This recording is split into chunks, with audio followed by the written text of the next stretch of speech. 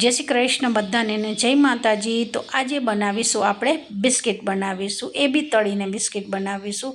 Normal घर में वस्तु पड़ी होय छे एमांथी ज आ बिस्किट तैयार थई जता होय छे। सारा एवा बिस्किट आपड़ा बनी गया छे। जे घर में आपणे सामग्री नॉर्मल रोटलीनो लोट लईने बी तमे बनावी शको छो अने अंदरथी एकदम जाळीदार बनाववा माटे अने खस्ता बनाववा माटे 1 चमची सोजीनो उपयोग अहींया करेलो छे।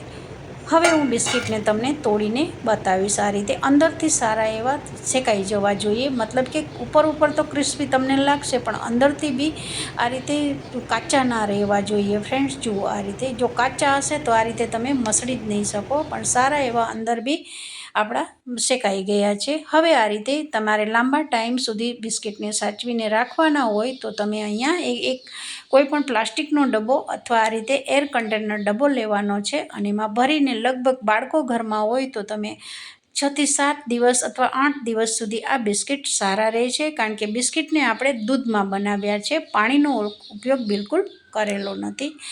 हवे बिस्किटनी मेन सामग्री मैं तमने अहींया बतावेली छे। 1 चमची जेटलो अहींया मैं नॉर्मल रोटलीनो लोट लीधो छे अने 1 चमची जेटली सोजी लीधी छे। झीणो लोट लेवानो छे, भाखरीनो होय तो तमे अहींया सोजीने स्कीप करी शको छो। तो मेन सामग्री 3 जोई लीधा पछी हवे आपणे अहींया 1 चमची जेटली सोजी उमेरी दीधी छे। एनी सामे 1 चमची जेटલું આપણે दूध लीधुं छे। दूध छे ए नॉर्मल टेम्परेचर वाळुं फ्रीजनुं छे मारुं। हवे आ समये 2 वस्तु उमेर्या पछी 1 चमची जेटली खांड नाखी देवानी छे। खांड नाखवाथी अत्यारे ज सारी एवी ओगળી जशे, मतलब जे सोजी दूध नाख्युं छे एमां भળી जशे खांड छे ए। पछी ज्यारे तमे उपरथी नाखशो तो ए खांडना अमुक दाणा छे ए मोंमां बी आवता होय छे अने जेवुं जोईए छे एवुं रिजल्ट आपणुं बिस्किटनुं सारुं आवतुं नथी होतुं। तो आ रीते ज्यारे तमे सोजीने दूधमां ओगाळीने राखो त्यारे ज खांडने उमेरी देवानी। हवे आने ढांकी अने लगभग 10 થી 15 मिनिट तमारी जोड़े टाइम होय तो तमे छोड़ी देवानुं।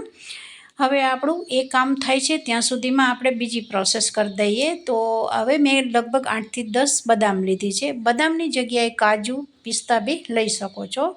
जे तमने ड्रायफ्रूट अहींया पसंद होय ए बिस्किटमां तमे उमेरी अने बनावी शको छो।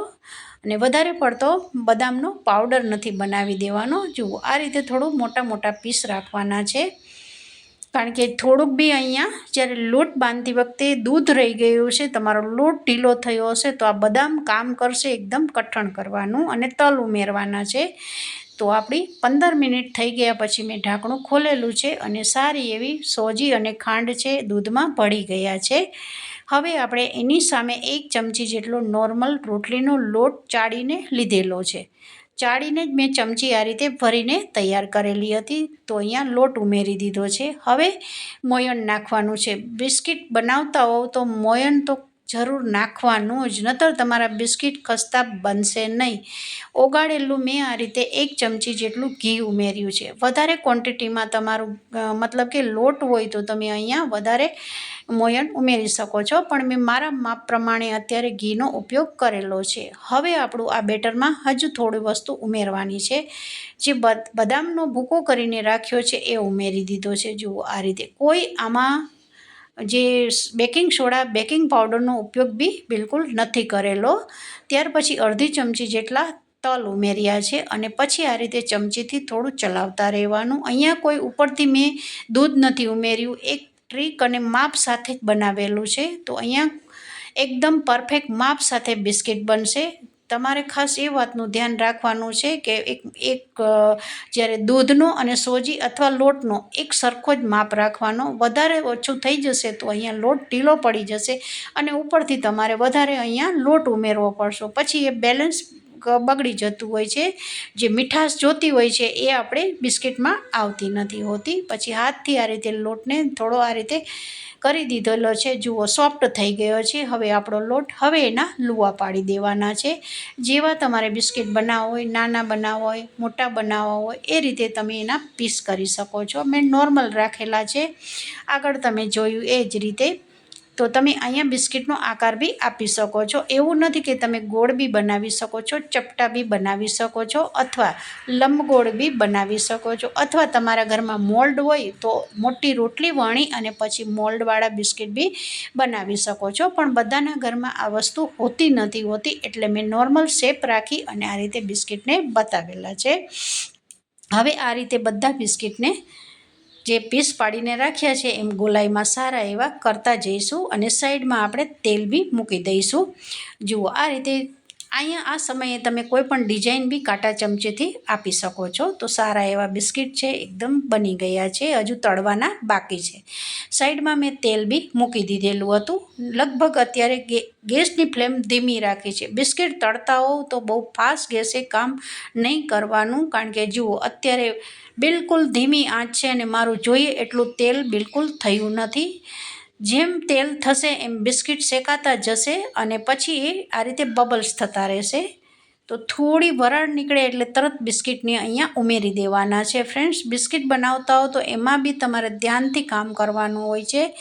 વધારે પડતું તેલ ગરમ ન થઈ જવું જોઈએ. જુઓ આ રીતે હું ખાલી પલટાવેલું નથી. જુઓ ખાલી જાળાથી હું આ રીતે ફેરવી રહી છું. થોડું સવડું કરવાનું, થોડું પલટાવી દેવાનું. તો આ રીતે સારા એવા ધીમી આંચ ઉપર ગેસને રાખવાની છે અને પછી તળવાનું છે. તો લગભગ 2 થી 3 સેકન્ડ સુધી આ રીતે એક સાઈડ આપણે તેલમાં શેકાવા દેવાના છે. જુઓ હજુ જોઈએ એવો વ્હાઈટ કલર દેખાઈ રહ્યો છે અને ગેસની ફ્લેમ સાવ ધીમી છે. બસ ધીમી આંચે જ બિસ્કિટને તળવાના છે, તો જ રિઝલ્ટ બિસ્કિટનું સારું આવે છે. અહીંયા તમે ફાસ્ટ ગેસ રાખશો તો ઉપરથી તો ચડી જશે, મતલબ ક્રિસ્પી દેખાશે, પણ જે અંદરનો ભાગ છે એ બિલકુલ કાચો રહેશે, લોટવાળો ભાગ છે એ. તો એવું ન થાય એના માટે જ આપણે અહીંયા ધીમી આંચ ઉપર જ બિસ્કિટને સારા એવા તળવાના છે. જુઓ અત્યારે બિસ્કિટ સારા એવા તળાઈ ગયા છે ને વધારે પડતું અંદર તેલ બી ભરાણું નથી. ફ્રેન્ડ્સ, જુઓ એકદમ કલર બી તમે જોઈ શકો છો કેટલો સારો આવેલો છે.